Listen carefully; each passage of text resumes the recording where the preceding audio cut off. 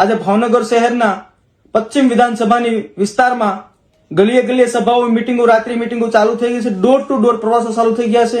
આખા ભાવનગર શહેરમાં હોર્ડિંગો અને બેનરો પણ લાગવા મળ્યા છે. એટલે આપ સૌ કોળી સમાજના યુવાન મિત્રોને અને ઠાકોર સમાજના યુવાન મિત્રોને વિનંતી કરું છું કે મોટી સંખ્યામાં ઉપસ્થિત રહો અને કોળી સમાજની એકતાને તાકાત બતાવો, જ્યાંથી કરીને ફરીવાર કોઈ કોળી સમાજ માટે અત્યાચાર ને અન્યાય ન કરે તો પણ પોલીસ એને ન સાવરે તો જ કાયદો શું છે ભાન થશે. અને કાયદામાં જોગવાઈ છે કે કોઈ પણ હોય એને છોડવામાં ન આવે. તો અમારી સરકાર પાસે એક જ અપીલ છે કે આ બંને મદદગીરી કરી છે. એમને આપણે જોઈએ છે કે એક તો ક્લીન ચીટ આપી દીધી છે ડીએસપી, એ મદદગીરી જ છે. અને પીઆઈ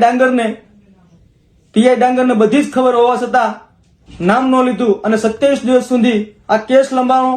એટલે બંનેને તાત્કાલિક સસ્પેન્ડ કરવામાં આવે એવી આપ સરકારને હું વિનંતી કરું છું. અને કોળી સમાજની ન્યાય સભામાં નવનીતભાઈ પણ ઉપસ્થિત રહેવાના છે.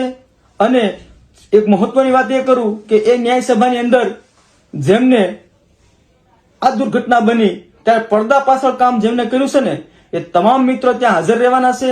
અને એ તમામ મિત્રોનું તમારા સૌની વચ્ચે અમે એમને લાવશું અને આપ સૌ વતી એમને અમે સાંભળવાના પણ છીએ.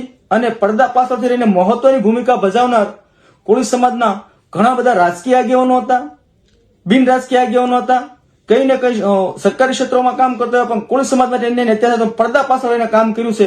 એ તમામ તમારી સમક્ષ હાજર રહેવાના છે.